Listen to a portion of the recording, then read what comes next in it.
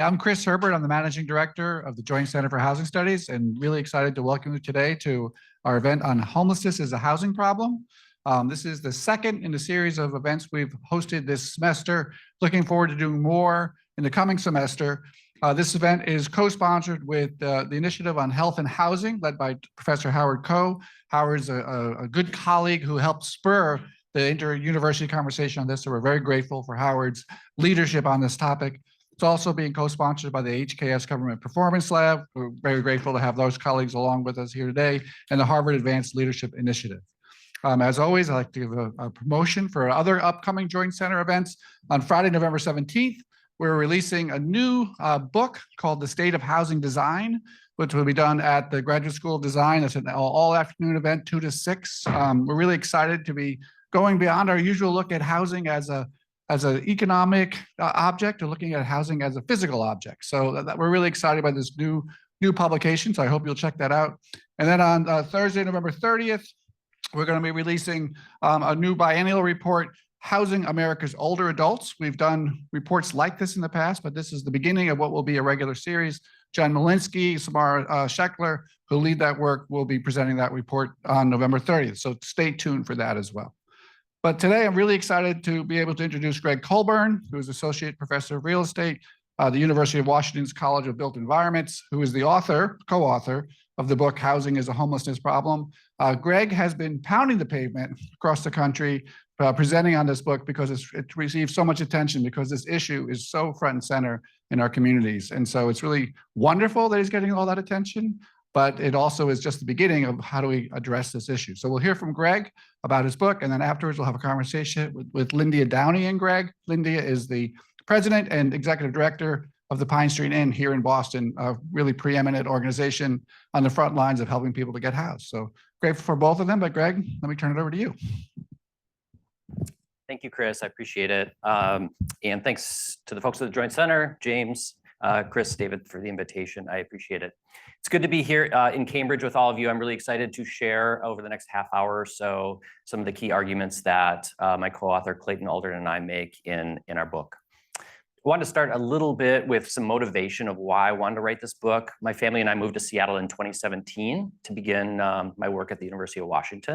And if you haven't been to Seattle recently, we have a terrible, terrible housing and homelessness crisis in our city. And being someone who studies housing and homelessness, I got invited to meetings right away when I got there, and we were talking about homelessness, and we were talking about all these different explanations and causes of homelessness. And I'd leave meetings and kind of scratch my head and say, I don't think we really understand what's going on. If you read the Seattle Times every day, you'd have a different story about homelessness, attributing the crisis to different factors. And understandably, the community is throwing their hands up saying, what is going on? This problem keeps getting worse. We're spending money, the problem keeps getting worse. And therefore, public confidence in our collective ability to deal with the crisis wanes. And that concerns me as someone who thinks and studies public policy.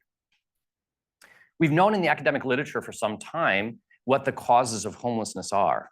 And for those of you who are in school right now, and if you're working on a PhD, you'll understand what a unit of analysis is. There are different causes at the individual versus community level. And that's one of the reasons why I wanted to write this book. Because generally speaking, if you were to walk down the street in Boston or Seattle and ask people what causes homelessness, they would say poverty, mental illness, or drugs. And we know from academic research that at the community level, those are not the causal drivers of homelessness, but they certainly are at the individual level.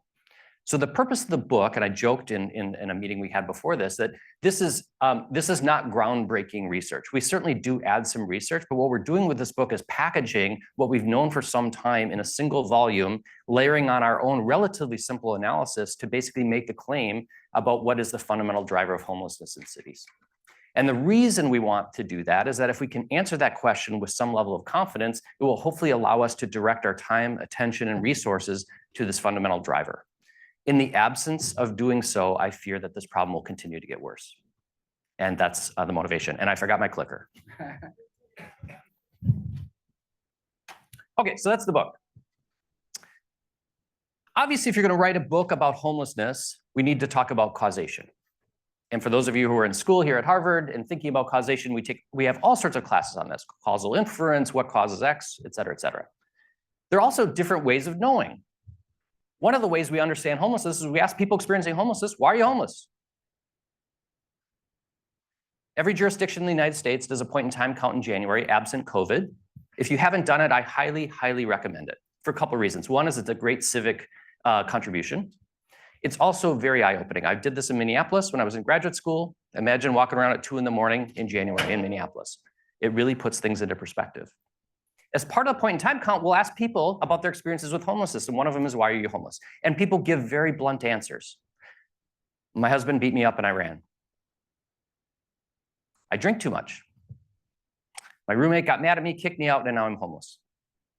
And so we honor these explanations, and we publish them, and the Seattle Times gets a hold of them and says, here are the causes of homelessness. And who am I, Gregg Colburn, who has never experienced housing insecurity, to say those aren't the causes of homelessness? That's not my position.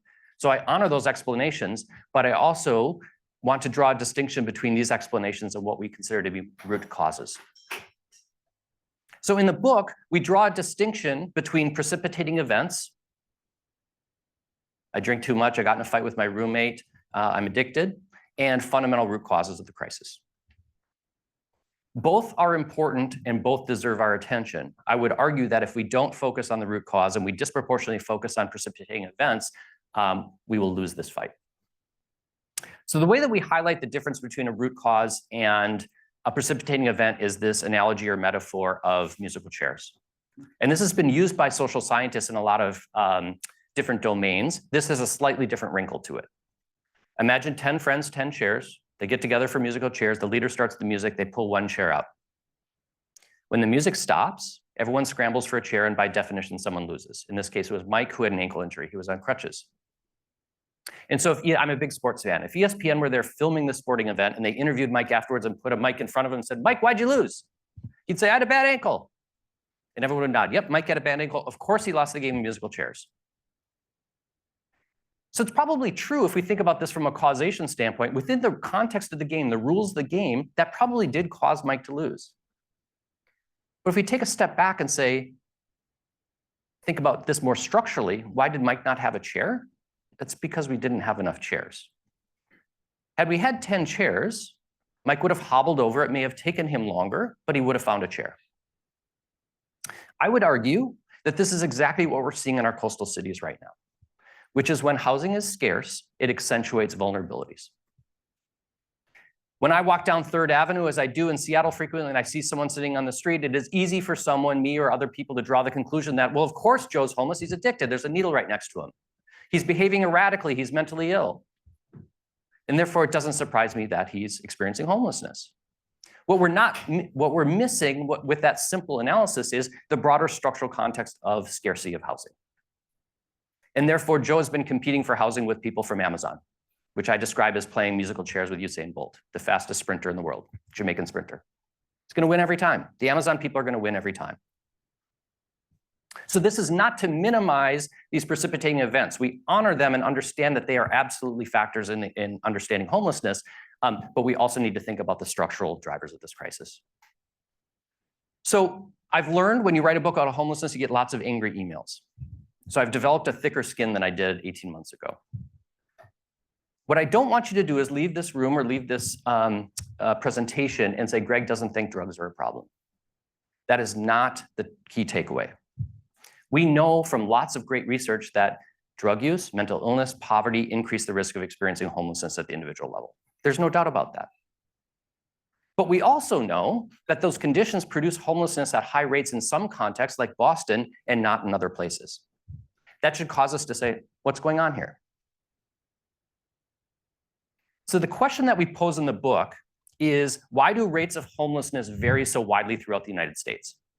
It's a pretty simple question. We're just trying to explain variation. The reason we ask that question is if we can provide a credible answer to that question, why Seattle has 5 times the per capita homelessness of Chicago, we can hopefully then direct our time, attention, and energy to that specific issue. Okay? So it is plausible and reasonable to say if we have places with lots of homelessness and we know that there are these individual drivers, a plausible explanation of regional variation is you just have more people with those conditions. If you have more addicts, more mentally ill people, and more poor people in the city, you should have more homelessness. Turns out that's not true. Okay, that's the point of the book. So this is a book about cities, not about people. That doesn't mean that person-focused research isn't important. It absolutely is. And I know there are people in this room doing that research. This piece of research is to try to answer what the heck is going on in Seattle and San Francisco and Los Angeles and Boston and New York and Washington, D.C. And the thesis is that tight housing markets accentuate vulnerabilities and produce homelessness at much higher rates. And these individual vulnerabilities that get disproportionate attention in the media and in public opinion polls serve as a sorting mechanism, and they identify the people who are most likely to experience homelessness when housing is scarce.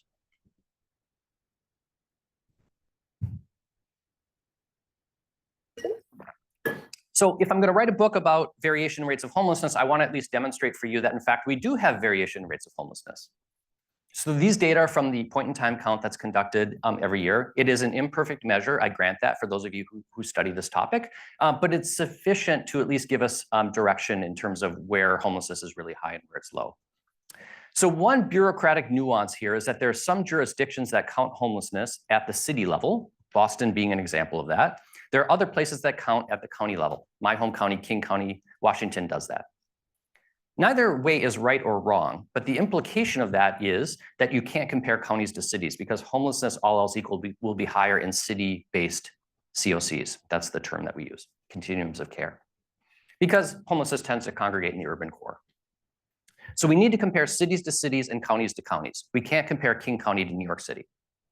And so when we look at this, what you'll see is, and these are per capita rates per 1,000 people, what you'll see is New York, DC, San Francisco, and Boston are about 5 times Indianapolis, about a 10-to-2 relationship. So this is huge variation. We're not talking 20%, 30%, it's 5 times. When we move to counties, the numbers are lower because of the suburban phenomenon. We're including suburban locations. But interestingly, the relationship is also 5-to-1. So LA County, Santa Clara County, King County, which is Seattle, and Multnomah, which is Portland, is about 5 times Hillsborough, which is Tampa. So that's the variation we want to explain. Big variation. And what we do in the book, the logic of the book, is we take all the conventional explanations of homelessness. We test using very simple statistics. Does this help us understand regional variation? If it doesn't, we cross it off and we move to the next one. And I don't go through all of them in this presentation, but at least it will give you a sense of the main arguments here. So the first category are individual explanations. Do these individual explanations help us understand regional variation? Poverty. There's no doubt that poverty causes homelessness. So let's then test and see how poverty explains regional variation. So the bottom axis, the x-axis, is our poverty rates. That would be the percentage of people in that community who are below the federal poverty line. And then the y-axis are per capita rates of homelessness. So what you'll see here is that there is actually a modest statistical relationship between poverty and homelessness, but it's in the opposite direction of what we would expect. Places with higher rates of poverty have lower rates of homelessness. Yet poverty causes homelessness, which is like, so what's going on here? So the point here is not that poverty doesn't matter. The point is that being poor in a really affluent city has very different consequences than being poor in Detroit. The lower right-hand corner of this graph is Detroit, Michigan, the most impoverished city in the United States, with far lower rates of homelessness than exceedingly affluent cities like Boston and Seattle and San Francisco. So homelessness thrives amidst affluence, not amidst poverty. We can't blame the homelessness crisis in Boston on more poor people. In fact, you have fewer poor people than a lot of other communities in the United States. This is serious mental illness. The data for mental illness and drugs are better at the state level, so we use state level analyses in the next 2 graphs, but it's the same logic. By the way, the sample in the book is about the 30 largest metro areas in the United States, and we cover 2007 when the PIT count started to 2019. So this would be every state in the nation, and we see that there is some variation in rates of serious mental illness, and it bears 0 relationship to rates of homelessness. So we can't blame the homelessness crisis in Washington on disproportionate numbers of people experiencing mental illness. There are mentally ill people in every state in the nation. The consequences of that are very different in different locations. That's the point of the slide. We can't blame this on disproportionate numbers of mentally ill people in our coastal states or cities. Same story here with substance use disorder. Again, what you'll see here, R squared, for those of you who study statistics. The higher that number, the closer that gets to 1, it's a more powerful explanation. At near 0, it's basically nothing. This is nothing. This is dots on a page. There are people using drugs in every state in the nation. This is when people start to get a little irritated with me. And I'll say, you don't think people use drugs in Chicago? They do. And when they get really mad, and they say, Greg, this is absolutely a drug problem. I just saw Joe on the street. And I'll say, you're right, this is a drug issue. But it's not the fundamental driver for why Seattle has so much more homelessness. If drugs were the fundamental causal driver of this crisis, West Virginia should have a massive homelessness problem. Why? Because West Virginia is the home of the opioid epidemic. Rates of overdose deaths off the charts. It's ravaged that state. But people are finding housing. Why? Because housing is accessible. This is not to minimize the drug crisis. We have a fentanyl crisis in Seattle that's scary. Does it deserve attention? It absolutely does. Do we need treatment? Absolutely. But if we use that as an explanation for a fundamental crisis, for a crisis that's being driven by a shortage of housing, we're going to make it harder to solve this. So we can do two things at one time. I firmly believe that as a society. Race. We can't talk about homelessness without talking about race.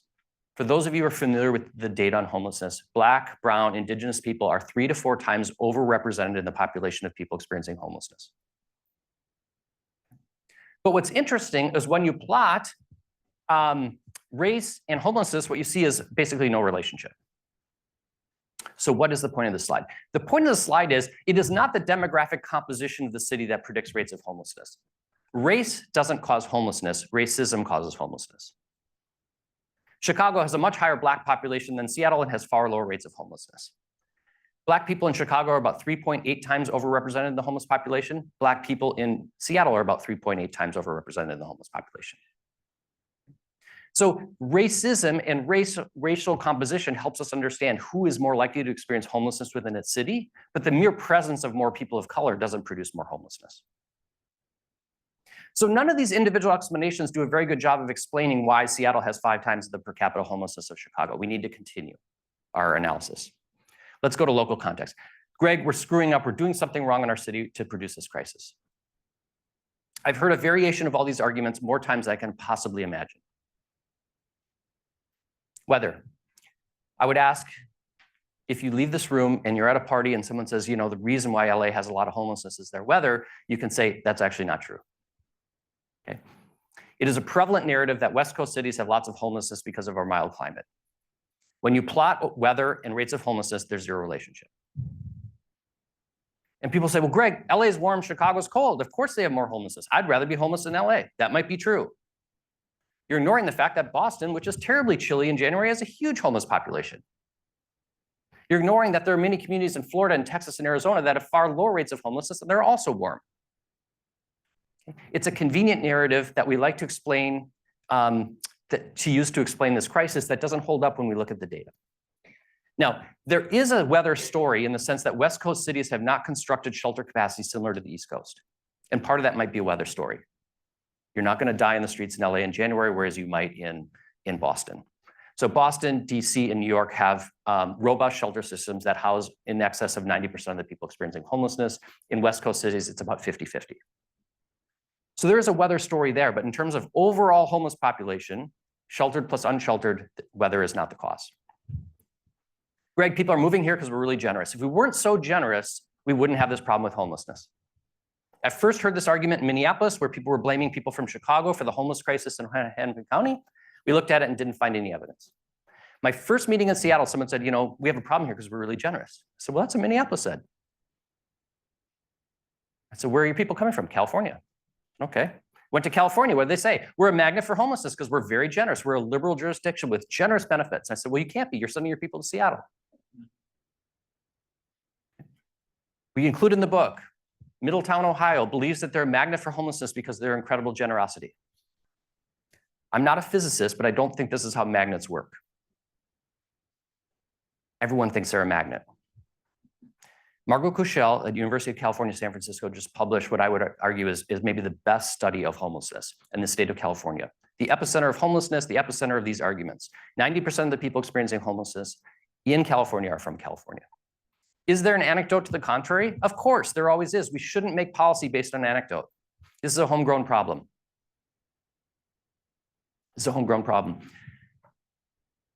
A related argument is, Greg, it's so expensive here, why don't people just leave?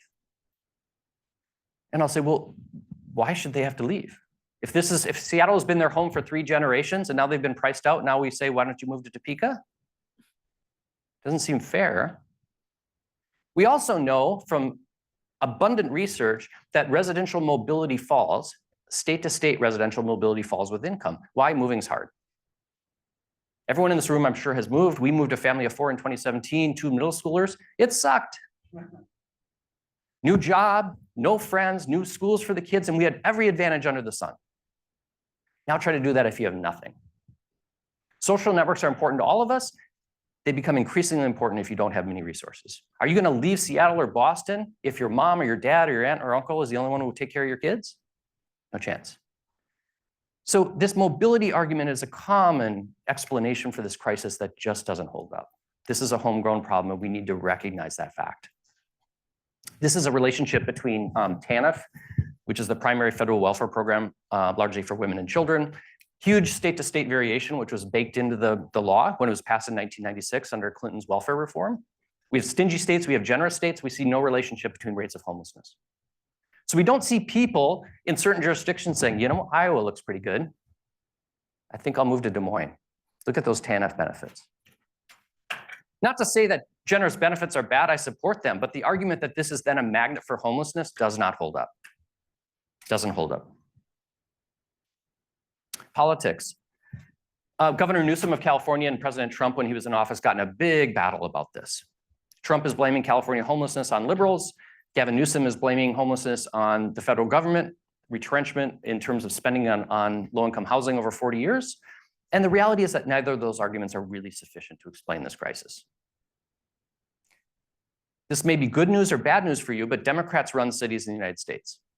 In our sample, over those 12 or 13 years, 85% of the time, a Democrat was in charge. And so if we want to blame Democrats in Seattle and San Francisco and LA for the homelessness crisis, that's fine, but we need to explain why Democrats have not produced a similar crisis in Cleveland, in Chicago, and Detroit, cities that have been run by Democrats longer than I've been alive. This isn't to suggest that Democrats are blameless. We're going to talk about housing supply, and there are plenty of places on the West Coast run by Democrats that have not allowed for sufficient housing production, which has exacerbated this crisis. So they don't get a free pass, but the simple analysis of generous, soft Democrats are to blame for the crisis doesn't hold up. We have to keep looking. So the final category of explanations we test are housing market conditions. This is rents and homelessness. I joke that no one's going to give us a Nobel Prize for this slide. But the relationship is pretty powerful. It is a far more convincing explanation than anything else we test in the book. A related variable is rental market vacancy rates. For those of you who study urban economics, 5% is considered kind of the neutral point for rental market vacancy rates. Below 5% would suggest that you have a deficit of rental housing. So what these two slides together show that if you have really high rents and really low vacancies, you're very likely to have a problem with homelessness. And if people get irritated with me on that, I'll say, well, give me a counterexample. Show me a place that's really expensive with low vacancies that doesn't have a problem with homelessness. And then they look at the ceiling and look around and I said, I'll save you the time. There isn't one. Okay. So is it a perfect predictor? It's not a perfect predictor, but it's pretty darn good. It's pretty darn good. And so what we need to then understand is why then do we have these kind of really severe housing market conditions in certain areas? What produces that? Because if fundamentally that's what we're worried about, we should try to intervene and hopefully change the trajectory of the housing market.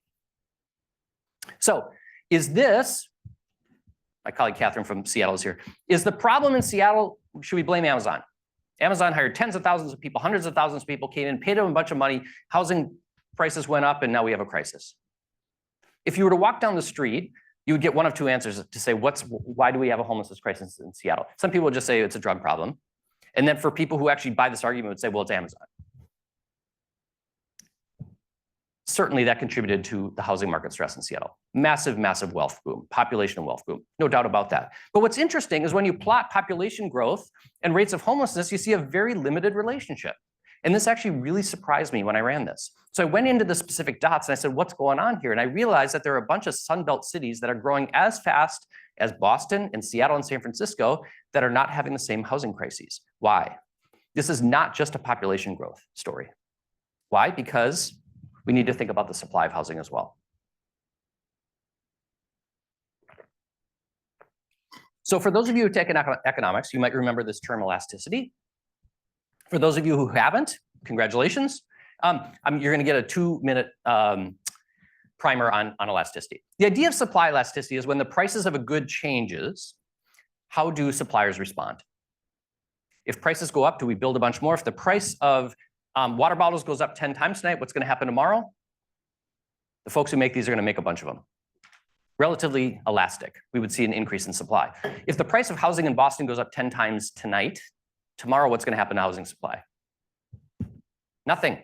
Nothing's going to happen. Why? Because it takes a long time to build housing. We need land, we need a permit, we need financing, we need Okay. So generally speaking, housing supply doesn't change on a dime when prices change. And we also know that housing supply elasticity varies from city to city. If you have challenging regulatory environment where it's difficult to get housing built, you will have lower supply elasticity. And if you have challenging topography, mountains and water, it'll be harder to build. If you combine a challenging regulatory environment with challenging topography, you're gonna end up with a really inelastic housing supply. San Francisco, California, most inelastic housing market in the United States. I just got a note from a friend, 700 days to get a permit to build housing in San Francisco right now. People are dying on the streets. And I'm not anti-regulation. The point is there has to be a reasonable middle ground between appropriate regulation and ensuring that we can build housing in a city that has a dire, dire need for that housing. So if we plot some cities by their population growth, which is a proxy for housing demand, and supply elasticity, 1 is the neutral point for supply elasticity. So above 1 would be you build housing when people move there. Below 1 would mean you don't build enough. The upper right quadrant is the Sun Belt. A whole bunch of people moved there, and what did? They built a bunch of housing. The numbers in parentheses are their rental market vacancy rates.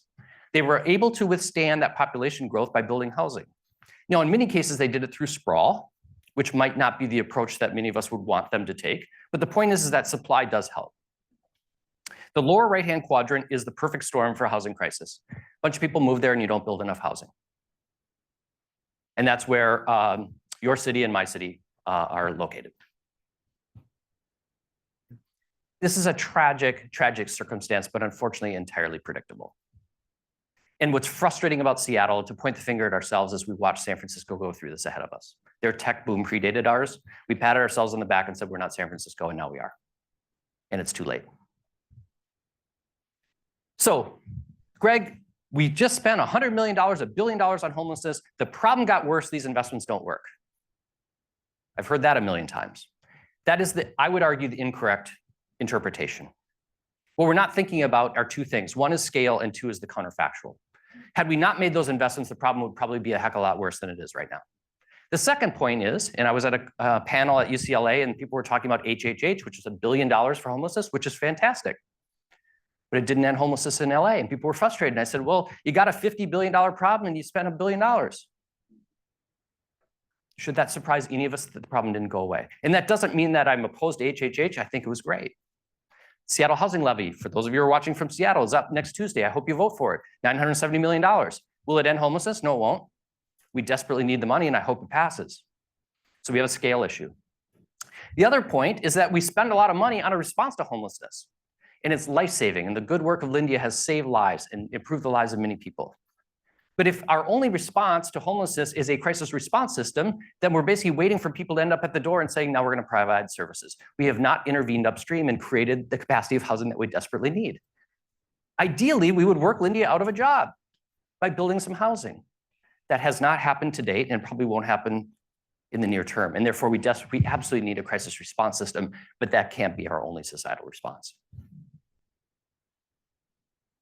There's a real tension. Who should do this, public or private? I don't have time to discuss this. We can maybe talk about this in the Q&A. I believe it requires all sectors of society. I get called, same talk. I get accused of being a shill for corporate interest and a socialist in the same talk.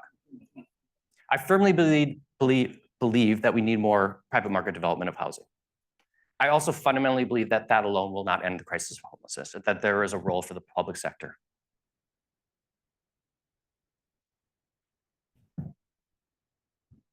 So what I really wanted to do, what Clay and I wanted to do with this book, was to hopefully take the attention off of Joe on the street.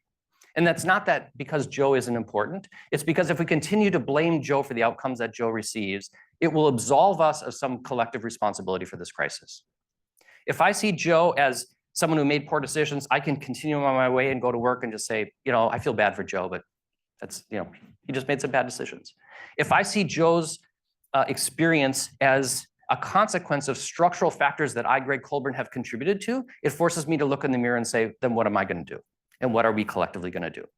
And my hope is that we can do that as a society. Structural problems require structural solutions. And the problem with that is these structural solutions are difficult, they take political will, and they're expensive, which is why we haven't done them.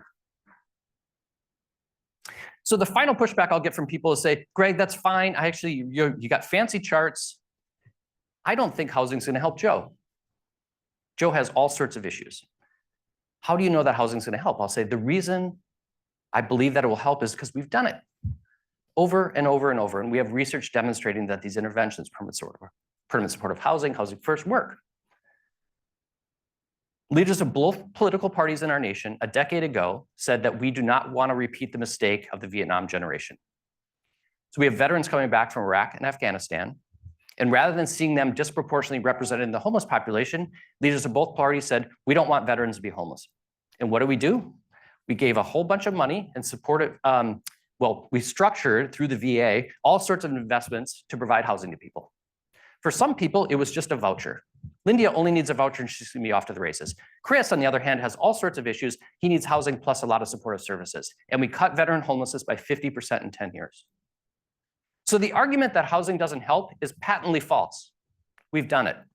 There is an interesting question, which is, will we extend that logic to a broader population of people? And that's a question of politics and values and resource allocation and all those issues that we're wrestling with right now.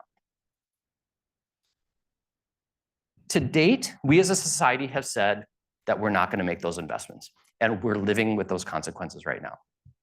And it's exacted a huge cost on individuals experiencing homelessness and the communities in which these problems are prevalent.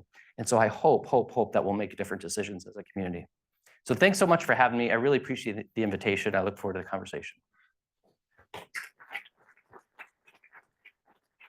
Thank you, Gregg. All right, we're going to have Lindia come up here and join us center stage. We're going to drag our chairs to the front. So let me start. That was really wonderful. And I love the way you walk through all the arguments. And so it'd probably be no questions, right? Because you've answered them all. Done. But we'll get to questions in a second. But I want to introduce Lindia Downey, who's the president and executive director of the Pine Street Inn here in Boston. Lindia, maybe to start with, just have you describe a bit about the Pine Street Inn for those who aren't familiar with your institution. So we're on the other side of the river. For those of you who are not from Boston, our headquarters are in the South End. We work with about 1,700 people every day. We do street outreach. We run a number of shelters. We are both a developer and a manager of permanent supportive housing. And we have a catering company that employs homeless men and women to get them back in the workforce.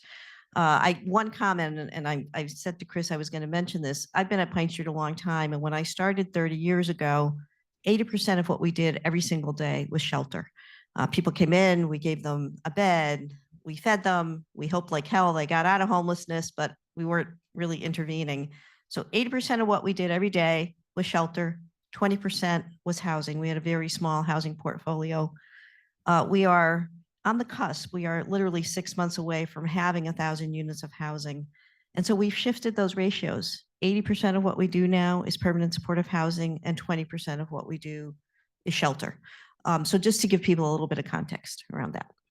Oh, great. Thank you for that. And thank you for your work. You're an incredibly important institution in Boston. So you're a practitioner. Gregg's, like me, a pointy-headed academic. Did he get the story right? What about his story resonates with you? So he got the story right. When I saw the book, I thought, why did it take somebody so long to, connect the dots? Because in an expensive market like this, no matter what happens, unless we go into recession and the vacancy rate increases and the rents go down, that's the only time we make really major headway, except for these very targeted programs. So I think the book hit it on the head.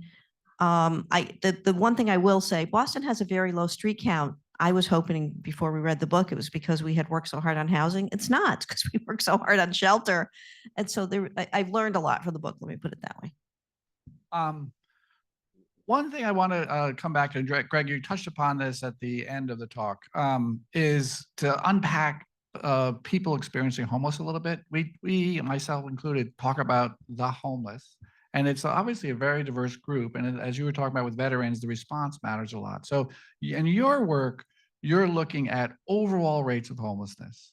But both of you, I guess, if you could like help us unpack and think about who is experiencing homelessness and how do we divide up that rate of everybody experiencing homelessness into some of these important segments? Sure. Well, as you said, it's a very diverse population. I use an iceberg analogy in the sense that the people we see on the street who typically are experiencing chronic homelessness, have behavioral health disorders, are an important and significant part of the homeless population. But let's say that's 25 to 33% of the population. What we don't see below the water are women and children in shelters. We don't see people in Seattle who are serving coffee at Starbucks who are living in their cars. There are different estimates, but people have suggested that over half the population of people experiencing homelessness in Seattle are employed. And we don't necessarily see that with the people that we see on the street. And so our perception of the problem is shaped by our personal experiences, which there's no shame in that. We're all guilty of that. But it's important for us to understand that this is a much broader population. And so therefore, when we think about solutions, the solutions for the person who works at Starbucks living in their car might be a rental subsidy. And that will get them off to the races. For someone experiencing chronic homelessness on the street, there might be more intensive interventions that are needed, both housing plus services. And so this is not a silver bullet situation where one intervention ends this. We just need to honor the different experiences that people have in circumstances in which they find themselves. Lindia, how would you answer that question? How would you think about the population? Help us all to understand. So when we look at who comes into shelter, there's a group that comes into shelter for a very short period of time. I mean, less than a week, right? Most of our guests in shelter stay with us less than a week. And that's probably a good 60, 70% of the people we see in shelter. It's true of the people we see on the street because we do street outreach. Then we have what I call the middle group. They end up in shelter for a few months, maybe up to a year. That's maybe 10, 15, 20, sometimes 20% of who we see. So to Gregg's point, most people are moving out pretty quickly, right? And a lot of people are self-resolving. They're getting some help from us, but they're falling back on a support system they might have. Maybe they'll stay in shelter and save a little bit of money because they're working and manage to couch surf or hook up with a relative or something. The group that we've been focused on is the chronic group, and our housing is only for the chronic group. And the reason for that is the private sector is not ever going to build housing, in my opinion, for people who have been homeless a long time, who are struggling with mental health, substance abuse, have major medical issues, and who need really deep support. But what I want to say about that group represents 18% of the people we see in shelter. They take up 53% of the bed nights over the course of a year. Small group, big impact. So that's the other reason we focus on that group, because in Boston, we've managed, despite new demand, to not have to build more shelters. Because if you move those long-term stayers out, you actually can free up a lot of capacity for the person who just needs shelter for a week or a month and just needs a little time to get their act together. You know, Gregg, I really appreciated your musical chairs analogy. And I think the way you tell it is great, but I think there's a complexity to that game too, right? So we have to add different categories of chairs, right? And so you have chairs that are regular apartments, and then you have other kind of vouchers and other kind of ways to get support and people who are coming into the shelter system. And so we actually have a whole range of people who are competing for different types of chairs. And ultimately, was it Tim? Who was Ed? Who was the guy on the crutches? Mike, yeah. Oh, Mike. I mean, Yeah. so Mike is, I think what we're seeing on the streets are people who have mental health issues and opioids who are the least able to compete for these other types of assistance and move on. So that notion of who we're seeing and relative to the iceberg, I think is an important one. But I have to come back to this question about, you know, people living on the streets and street encampments, because it's so front and center today. So obviously Boston mass encast has been in the headlines for years now, and more so today, given what's been happening last week. But, you know, Phoenix, Arizona has been featured in the New York Times, and obviously Seattle and Portland and California have had that for a long time, but we're seeing more and more cities across the country. So Gregg, is that readily predictable from your story? Why are we seeing so many large street encampments in so many communities now? Well, I think I was just in Orlando last week, and they were talking about the increase in encampments in Orlando. And what I would say is as housing pressures increase, homelessness will increase. And therefore, if there's not additional shelter capacity, people need to go somewhere. And so community is important to all of us. And if you can build community on the street and create some safety, I would probably live in an encampment as well. And so to me, it is a troubling, yet perfectly predictable outcome of increased homelessness and not having shelter beds or permanent housing available to people. Now, does that create an issue for communities and for those people responsible for overseeing public safety and public health and all those? Absolutely, absolutely. So this is a really, really challenging issue. I would suggest that if we do not create shelter capacity and do not create more housing units for people, I worry that we're going to think that 2023 was the glory days. That in 5 years, we might look back and say, boy, things were pretty good in 2023. And so the policy in our community in Seattle has been, we move it from one neighborhood to another. You can clear an encampment. It doesn't mean it's going away. This policy has existed for a long time. My first job out of college was in New York. I was in finance. There was this guy named Giuliani who was mayor. You may know who he is. He was cleaning up Manhattan. What did that mean? He was moving people out of that little island so it wasn't visible. It didn't end homelessness, it moved it. What we have now is just, kind of that version, cleaning up New York 2.0 or 3.0, whatever it is now, and that's happening in all of our cities. And so I don't know that there's a great response to encampment management without ensuring that people have a place to go, unfortunately. And Lindy, have you seen the situation change in Boston? Has anything changed to produce mass encasts, or how would you explain what we're seeing here in Boston? Well, I think we've always had small encampments in Boston, right? We've had them for years. Our street outreach team has dealt with them on and off. Dr. Coe knows as well, right? It's not new, but the scale has been very small and pretty manageable. And our outreach team has worked either directly with folks staying in tents and encampments, tried to place them. Lots of times, if they're not very visible and there isn't a lot of calls from the neighbors, people get to stay. But then someone calls and the police come over and the police say, you got to get out of your encampment and go somewhere else. And so we would work with the police. We'd go in first and say, look, police are going to come in next. Help us help you figure out where you want to go. The mass cast situation really is for Boston massive. We have seen nothing like it. It's centralized in one area. 90% of what's going on down there is fentanyl related, which for those of you that study the opioid epidemic, it is a really tough drug to get off of. It's also a drug where you have to get high like every 15 minutes, right? To your 2023 analogy, I remember my early days at Pine Street, and heroin was what we worried about. Well, you could buy a couple of bags of heroin and stay high mostly all day. You have to stay high all day with fentanyl. Every 15 minutes you have to use. That's why there's thousands of needles around. It's why people are so sick from it, because as soon as you stop, you get really sick. Having said all that, I want to share one story to Gregg's point. We worked with a woman, she's since passed. She was an older woman. She was in her early 80s, and she slept at South Station, which is our large train station in Boston. And she had untreated schizophrenia, and she was legally blind. Her name was Patricia. And the security folks at South Station, even though they'd sweep everybody out, they'd let Patricia stay upstairs.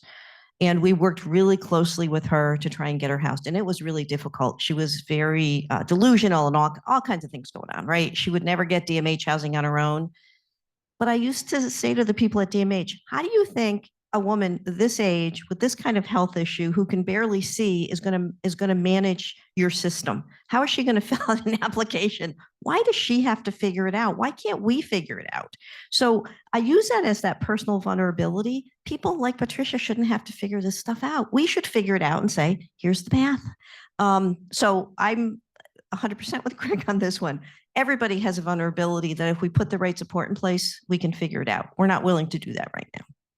And I'd just say that the Joint Center, we've been documenting how the rental affordability crisis has been getting worse and worse over time. We're not on your charts with any kind of time series, but you covered it well. But what you did, but I think that my answer to this question too would be, if we look at what's happening in terms of rental affordability, it's getting worse and worse and worse, and it's getting more and more up the income spectrum. And so that group who are vulnerable is getting bigger and bigger. And I think you do well in your book too, as you document how it's not just a question of people who are subject to mental health or opioids become homeless. It's that when you live on the streets, that exacerbates all these conditions and exposes you to these vulnerabilities. I don't want to spend too much time on this segment of the homeless population, as important as it is, because I think it detracts from the bigger issue. But I do want to just talk a little bit about permanent supportive housing and the challenges in this sector of the housing world. Lindia's organization, as she said, is getting close to 1,000 units of housing. This is particularly important for those experiencing chronic homelessness who do need these supportive services. Very publicly and spectacularly this past year, Skid Row Housing Trust in Los Angeles, a very prominent homeless assistance organization with a big portfolio of permanent supportive housing, went bankrupt. And it went bankrupt in part because this is a population of folks who are difficult to house, to keep housed and keep well housed. And the financial pressures of that organization proved to be too much. So I guess, Lindia, as someone who's in this space, what kind of supports do you need, your organization need, to really be able to run permanent supportive housing well and successfully? Well, there's really three pieces. And to Chris's point, this is, again, small segment, big impact, but we have got to do all the other pieces if we don't want people dropping into homelessness, right? If we had enough supply, even for the people with vulnerabilities, they wouldn't be coming to us. So I think that is the larger picture that we need to be looking at. So permanent supportive housing really needs three things: capital, so you can buy or build or renovate a building.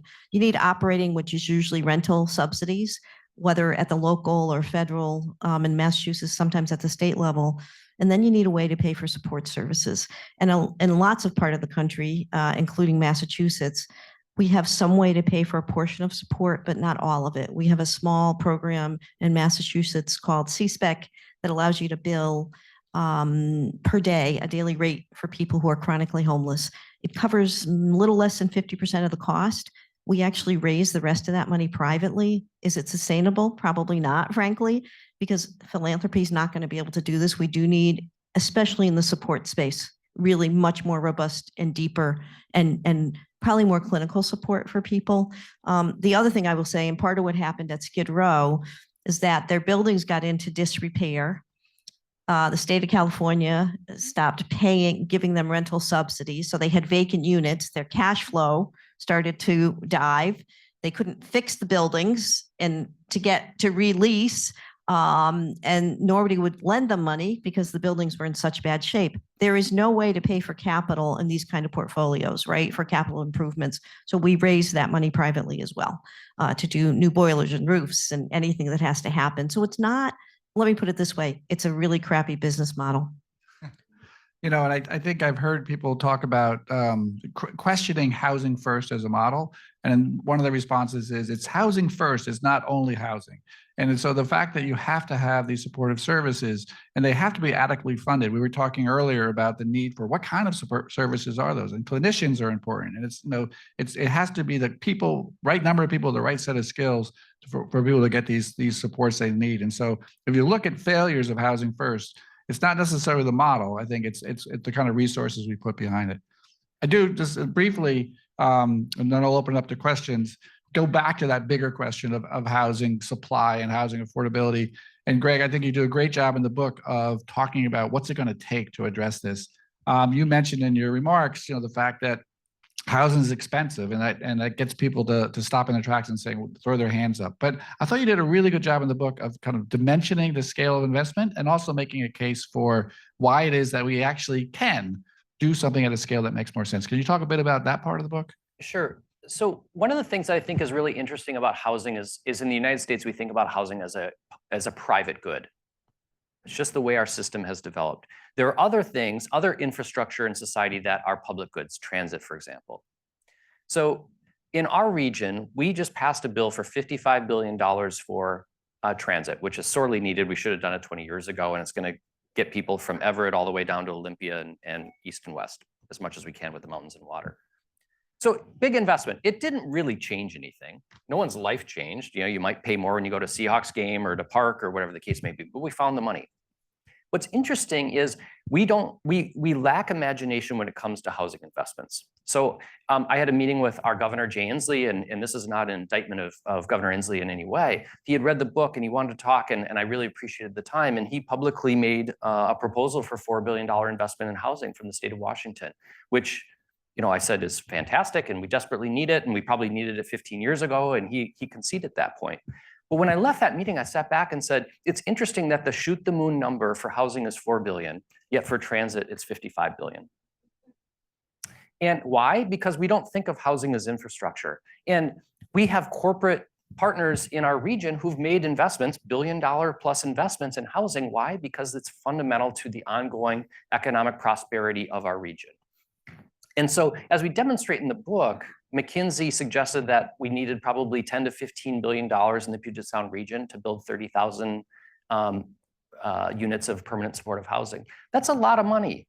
It's a lot of money. But when you actually break down the state of Washington budget, we don't have a state income tax, by the way. We have a terribly regressive tax system, unlike Massachusetts. The changes that we need at that overall state level budget to get to 10 or $15 billion is not that much. The money exists. We can absolutely do this. We can absolutely do this. But the problem is that when you think about something as a private good, and Chris's house is Chris's house, we just don't have not had the collective will to do that. And so is it possible? Yes, but it doesn't need us to think differently about housing. And in the absence of doing so, I think the fact that this infrastructure argument will continue to grow each year. Because as I say, if you can't house a third grade teacher in the city of Seattle or the city of Boston who is serving that community, you don't have a community. And insufficient investments in housing is producing that result in many of our coastal cities. And that's a problem for people at 80% of the income or 40% of the income distribution. And it's a real problem for people at 30%. All right, I want to open it up for some questions now. I had so many more I could get to, but let me start with folks in the room. I got somebody here. I got one here and one over there. I'll come around with the mic. Oh, you got a mic? James got a mic. Thank you so much. It's a topic that is dear to me. I'm from Cameroon. My name is Will. I'm a mid-career student here at the Kennedy School, and I'm also a local politician in Summer Bay, Massachusetts. So it's an evolving issue right now, and I'm always grappling with it. Like when you leave the house, you see people on the street, you kind of like really bothers you. I guess two questions I have is like, what strategy do you have even to prevent, homelessness in the first place? And I did not get a sense, in your presentation, like if you could elaborate, I want to see the intersection between homelessness and mental health, and substance abuse, unemployment, because there's all these different intersections that really overlap in terms of these issues. And can we get to zero homelessness? Is that like a future that you think can be attained? Well, I'll start, and Lindia, please jump in. One of the reasons why I like to study homelessness is I believe this is a problem we can solve. This is a problem we can solve. If we think about 500,000 to maybe 1 million people experiencing homelessness in the United States, that is a tangible problem. The resources exist in our nation to end this. I firmly believe that. Is it easy? No. If it were easy, we would have done it by now. And so I don't believe that this is a hopeless effort.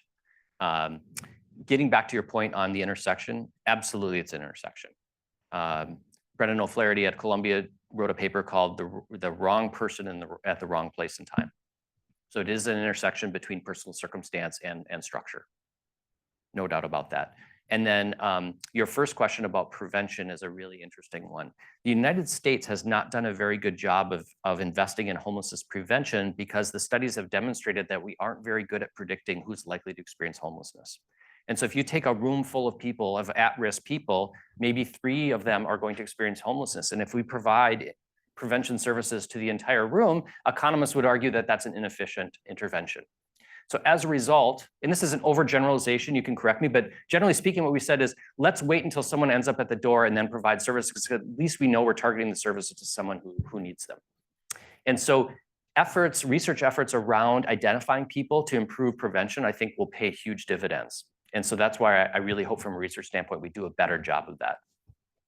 Yeah, I think Gregg's absolutely right. Could we solve this? Yeah, and we could solve it in Massachusetts because despite our ratio, our numbers are not huge. Even our Boston numbers, which is where most homeless people are in the state, they're not horrible. We could do it. Finland has actually done it, and we're probably as a state about the same size as Finland, right? Probably population wise. So, I mean, I think there's ways to do it, but you do need money.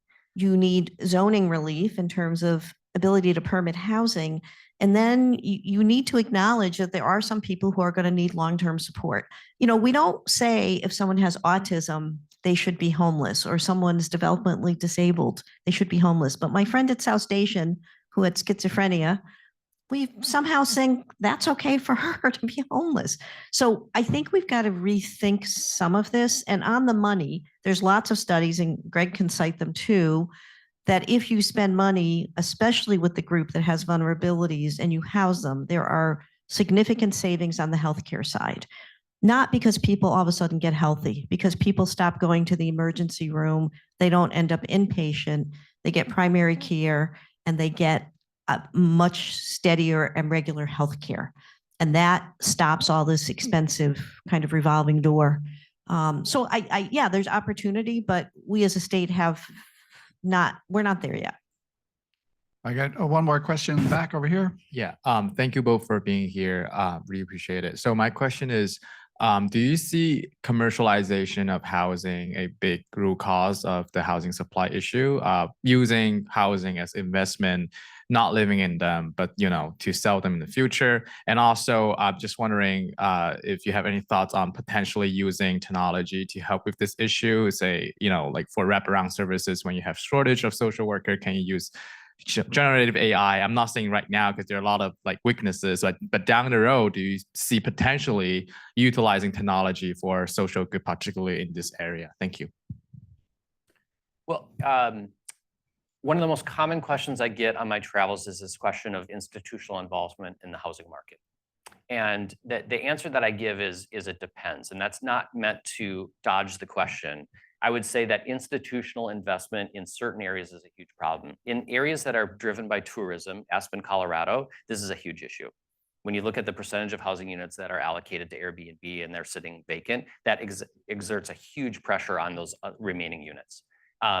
In certain communities like Atlanta and the Sun Belt, you've got Blackstone and other institutional investors buying single family homes and turning them into rentals. Does that crowd out home ownership? Certainly it does. Certainly it does. So what I would say is, what I caution people is people say, well, it feels bad if Blackstone's going to be my landlord. It's like, yeah, but there are a lot of small landlords who are bad too.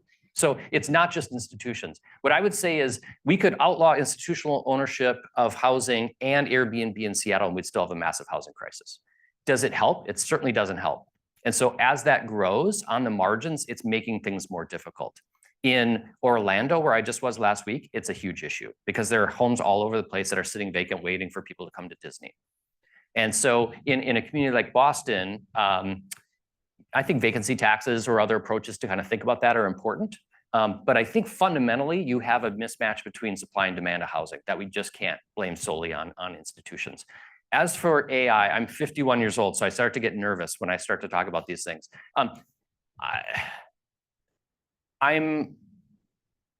I think we can do a better job of allocating scarce resources, and I think technology can potentially help us do that. I will say that I get a lot of calls from tech entrepreneurs who are well-intended, who have said, let's build an app and end this. And I'm like, how about let's build some housing? That's what I say. I don't know that we can app our way out of this, and that's not to say that there isn't an app solution, but that needs to be in partnership with we need beds. Lindy, anything to add to that, or? No, I think right on the money. We were talking earlier about the bureaucracy and the process. And so I think there are ways in which technology can help in terms of like a single application and collecting information. Sure. And so there's ways in which to streamline and improve things. But absolutely. This has been a rich conversation, and I'm sorry we have to bring it to a close. I do want to turn to my friend Howard Koh, Professor Koh from the Chan School of Public Health, to have the last word. So first of all, I just want to thank the organizers, Chris, you and David, the Joint Center, all the partners that put on this absolutely tremendous presentation. It was absolutely great. Gregg, thank you so much for all your tremendous work. Lindia, your service on the ground for decades has been so inspiring. And this presentation is so provocative and so important, and every city is facing this. It's so visible, it's so unacceptable. And the only way to solve this is if every sector in society steps forward and does more in an interdisciplinary way.